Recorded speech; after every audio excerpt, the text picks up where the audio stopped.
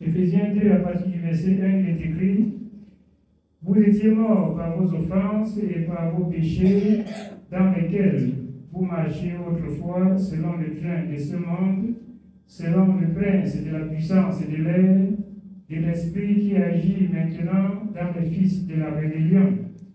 L'esprit qui agit dans les fils de la rébellion.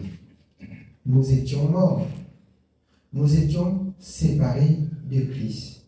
Et si maintenant, nous avons eu le pardon de Christ et que nous ne sommes plus des esclaves au péché, marchons pendant qu'il fait jour.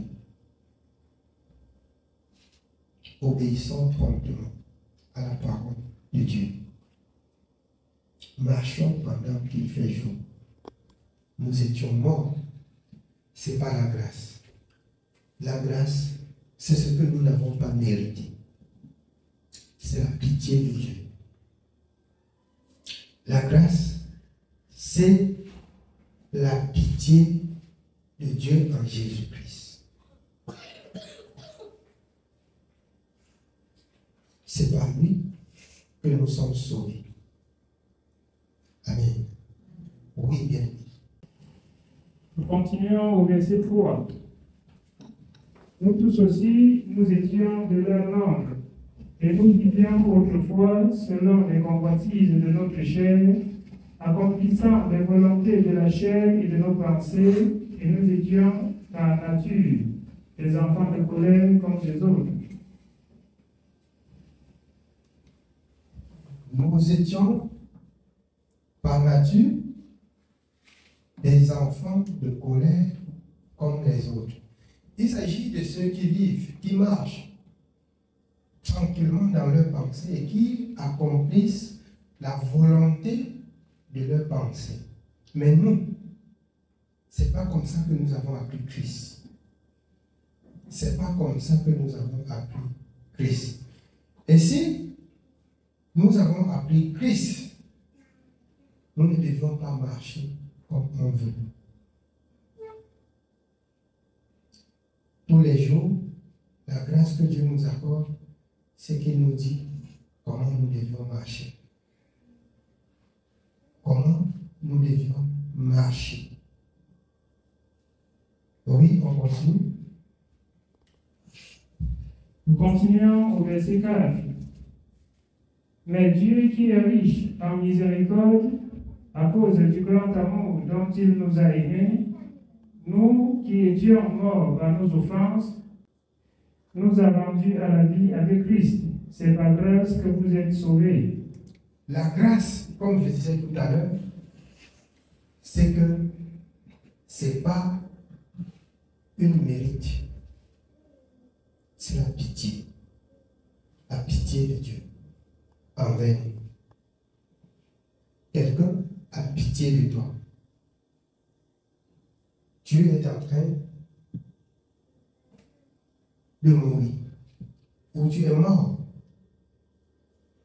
Et il te ressuscite de la mort. Par pitié, il te dit, marche comme ça pour fuir la mort. Et tu retournes sur le chemin de la mort. Alors, il y a cet cantique de Moïse aux fils d'Israël. S'ils ont péri, à lui n'est pas la faute. La faute est à eux et à leurs enfants. Ce sont les enfants qui vont subir. Parce qu'ils ont écouté la voix de l'Éternel et ils n'ont pas fait la volonté de l'Éternel. C'est ainsi dans Deutéronome, ce cantique que Moïse a chanté lorsqu'il sentait déjà son départ.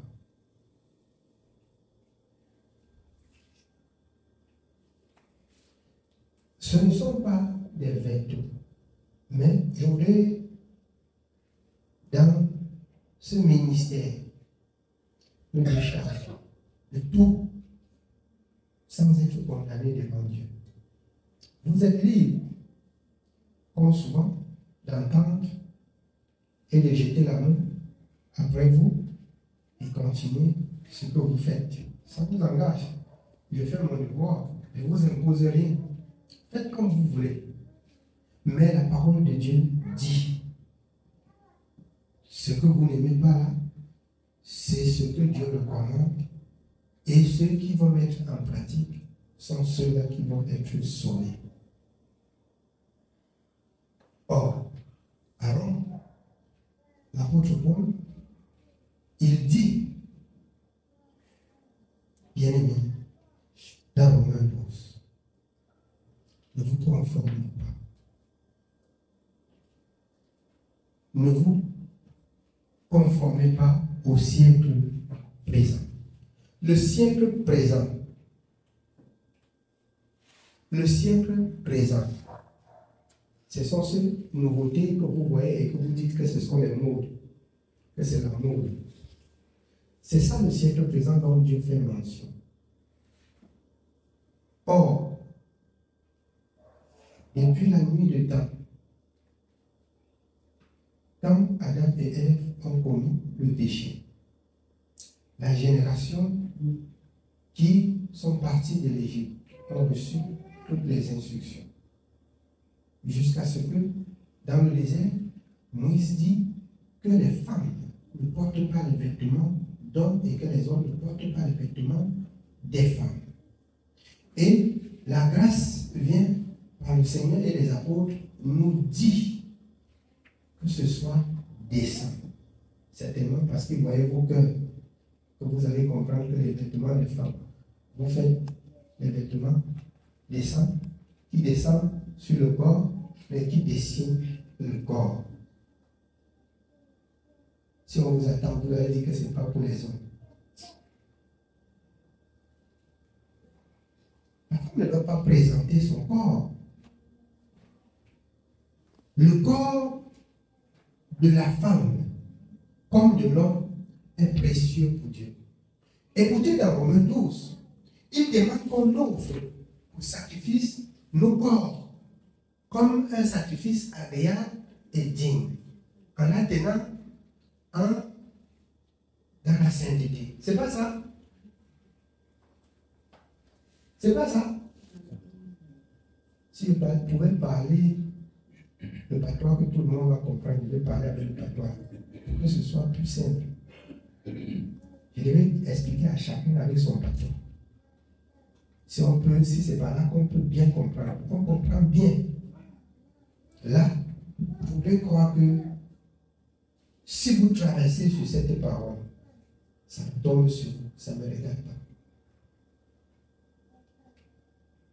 Je rends grâce à mon Dieu pour ce qu'il m'a donné de voir cette année. J'ai vu à la fin de cette année quelque chose qui peut sembler être méprisé. Mais pour le 25 décembre, dont le Seigneur m'a fait aller au marché, ça a ouvert la porte au message dont jusqu'à même ce jour, j'étais interrogé encore à ça. Et ça fait que les musulmans, je les ai regroupés pour les parler de Dieu. Ils ont dit, Pasteur, mais la fête, il ne nous a rien donné. J'ai dit, attendez. Il s'agit de quelle fête? Non, dites-moi. Je veux bien comprendre. Ils ont dit, le jour là, tu as ouvert, tu as dit que tu ne fais pas ce que tu ne connais pas. J'ai dit, ce n'est pas ce que je t'entends. Expliquez-moi bien. Je leur ai dit, écoutez, je vais vous dire quelque chose. Vous voyez, toi et moi, nous sommes créés par Dieu. Il dit, très bien, pasteur. Tu es catholique ou protestant? Il dit, je suis un enfant de Dieu. Il dit, parce que les catholiques, ils prient Jésus, que Jésus est Dieu. J'ai dit, tu as un problème avec ça. Je voudrais croire que le Coran que tu lis, tu crois que c'est la parole de Dieu? Il dit oui. J'ai dit, celui qui lit aussi la Bible là, il croit que c'est la parole de Dieu. Et tu vois, tu as parlé tout à l'heure de catholique, protestants, ça ne suffit pas. Est-ce que dans l'islam, vous n'êtes pas divisé? Il dit qu'on est divisé. J'ai dit pourquoi? Il a dit, il y a des gens qui attendent, ils ne veulent pas. J'ai dit, effectivement, tous nous sommes des enfants de Dieu. Et si tu lis un passage, le Coran pour mettre en pratique, je n'ai pas à te juger là-dessus. Laisse aussi celui qui lit la Bible pour mettre en pratique, ne le juge pas là-dessus. Certainement, tu l'accuses sur quelque chose que ce n'est pas lui qui a écrit. Il a lu aussi, et il fait foi à ce qu'il a lu. Il a dit, pasteur, ça c'est vrai. De même que tu lis ton Coran, tu fais foi à ce que ton Coran dit. C'est pas ça? Il dit, ça c'est vrai, pasteur. Il dit, il y a un seul Dieu. Tu sais pourquoi il dit non? J'ai dit, le livre que tu appelles Bible là, Dieu m'a fait savoir qu'il a voulu que tous les hommes le cherchent en tâtonnant, bien qu'il ne soit loin de chacun de nous. Si tu es musulman ou chrétien ou quoi que ce soit, si tu cherches Dieu, si c'est de tout ton cœur, si tu es égaré n'importe où, si dans ton cœur tu as la vérité, tu vas rencontrer Dieu. Il a dit, voilà, ça c'est la vérité. J'ai dit, bon, c'est ce que je voulais te faire savoir. Vous vous êtes réunis pour jeter la pierre sur certains qui, quand ils disent que Jésus est Dieu, votre problème c'est où? S'ils ont trouvé que c'est écrit, cherchez à savoir si c'est écrit ou c'est pas écrit. Si c'est écrit, laisse-le croire. Vous qui êtes là, est-ce que vous faites tout ce que le Coran vous dit? Dites-moi, est-ce que vous faites tout ce que le Coran vous dit? Un autre a compris, c'était lui, il a fait. Il a dit, hé, il s'est détaché. Après l'autre dit que ça, voilà, il dit que ça c'est bien. Pourquoi jeter l'éponge sur l'autre? Je vous ai dit quelque chose. Si vous obéissez à Dieu, ou si vous êtes incrédule, étant à l'église, ne soyez pas surpris en ce jour-là de voir le plus grand marabout de votre quartier entrer dans le royaume des cieux. Parce qu'il a fait le maraboutisme dans l'ignorance. Et le jour que Dieu l'a visité, il a cru et il est sauvé. Moi, je ne condamne personne. Moi, je parle librement de Dieu. Vous, musulmans, est-ce qu'un jour, je vous ai condamné ici? Et j'ai dit quoi? Occupez-vous de votre Coran et laissez ceux qui s'occupent de la Bible s'occuper de la vie. Ils ont parlé quand papa maintenant, ils se prennent la tête. Ouais. Il dit, attends, pasteur, on n'a pas encore vu ça là. Votre pas là est comment alors? Parce qu'on n'a pas encore vu quelqu'un. J'ai dit que oui, ça va, pas. Vous n'avez pas encore vu. Moi, je suis un enfant de Dieu, je ne suis pas un religieux. Je ne fais pas ce qui n'est pas écrit. Il dit que pasteur, merci. Il dit que Dieu vous bénisse. C'est tout.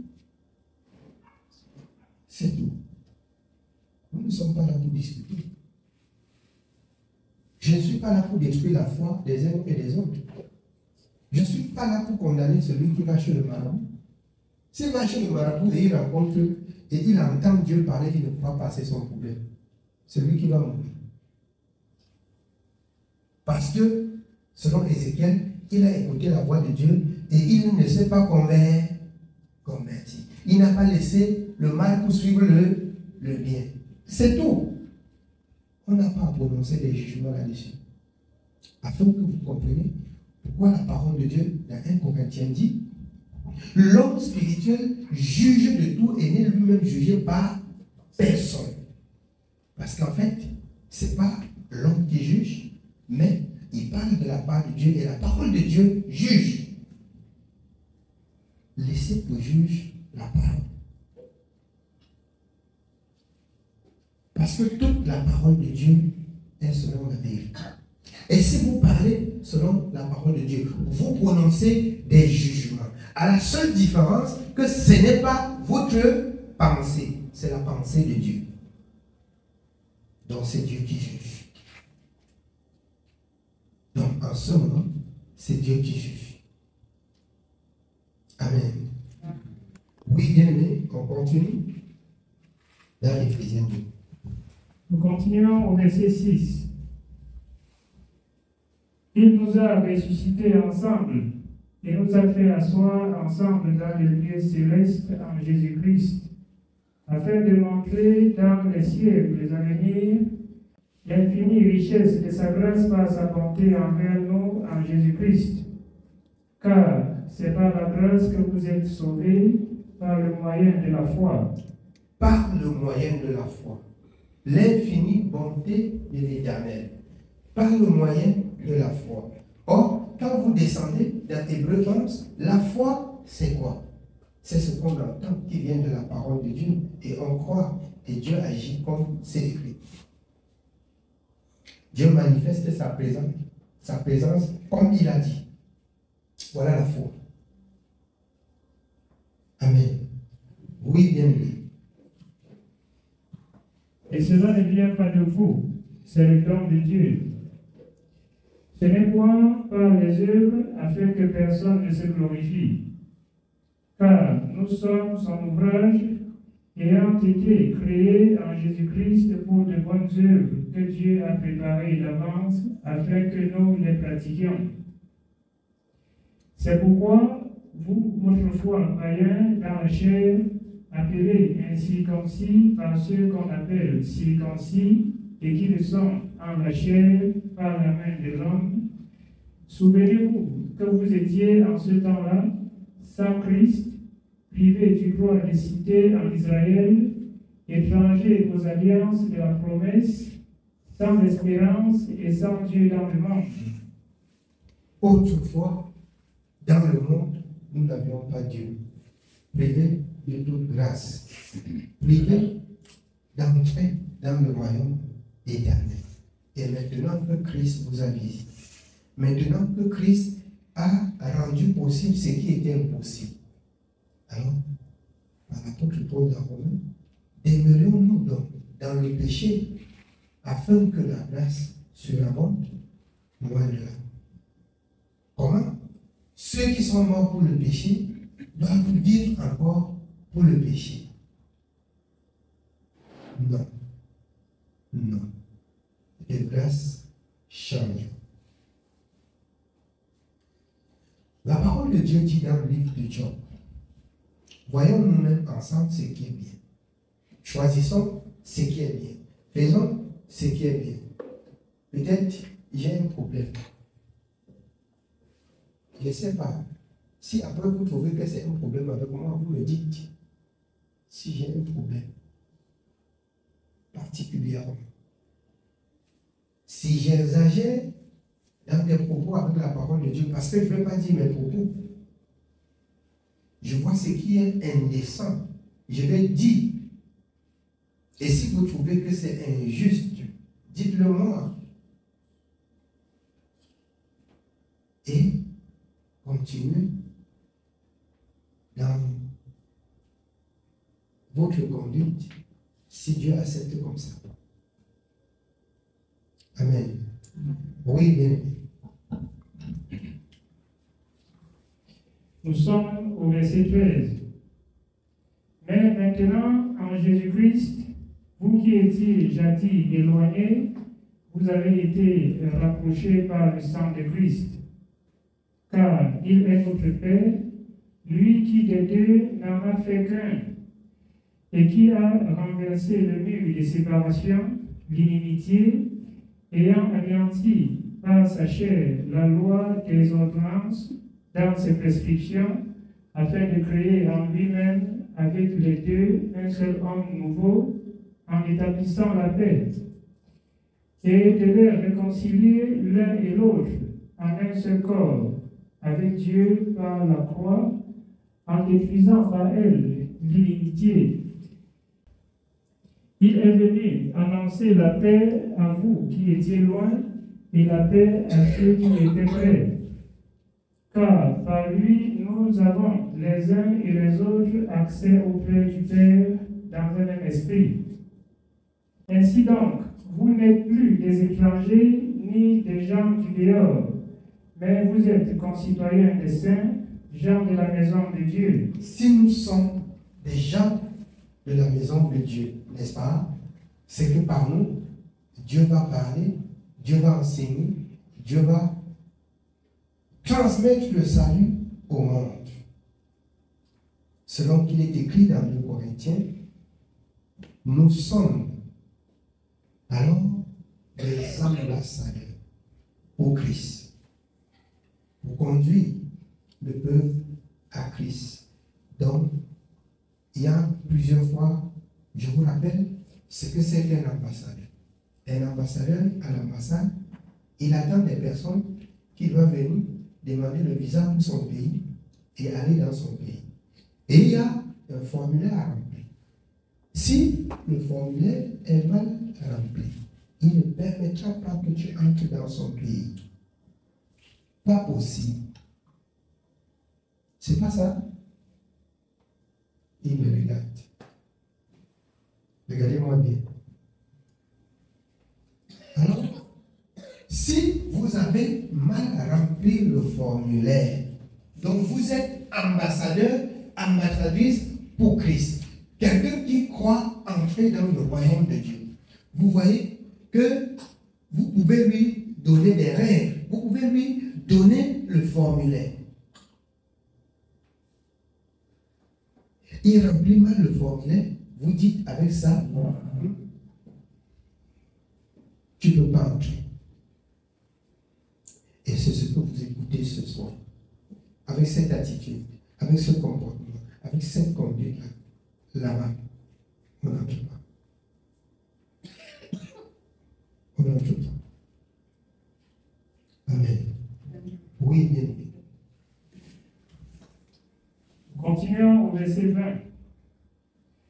Vous avez été édifiés sur le fondement des apôtres et des prophètes, Jésus-Christ lui-même étant la pierre angulaire. Il y a des personnes qui ont mis la fondation, édifiées sur le fondement, c'est-à-dire qu'il y a une fondation. Vous bâtissez seulement. Il y a une fondation. Donc, on ne doit plus changer. Donc, le Seigneur fait mention par Paul dans le livre des Corinthiens également. Il a posé le fondement comme un sage architecte. C'est pas ça, la fondation. Il a posé comme un sage architecte. Qui, si on bâtit là, l'œuvre de chacun sera manifeste. Si tu as laissé la fondation, ton œuvre va se faire voir. Si tu as bâti sur la fondation, ton œuvre va se faire voir. Ça veut dire, si tu as suivi intégralement Dieu dans sa parole, tu as ton résultat. Si tu as écouté, tu as fait semblant. De même, ton résultat est entre tes mains. Et c'est ce que je vous disais ce soir. Amen. Oui, bien aimé. En lui, tout l'édifice, bien coordonné, s'élève pour être un temple saint dans le Seigneur. En lui, vous êtes aussi édifiés pour être une habitation de Dieu en esprit. Une habitation de Dieu en esprit. Une temple bâti. Un lieu saint. Votre présence doit jaillir la sainteté, la pureté, la vérité, la justice. Votre présence. Amen. Oui, bien aimé. Si nous avons fini le chapitre 2, que Dieu soit béni.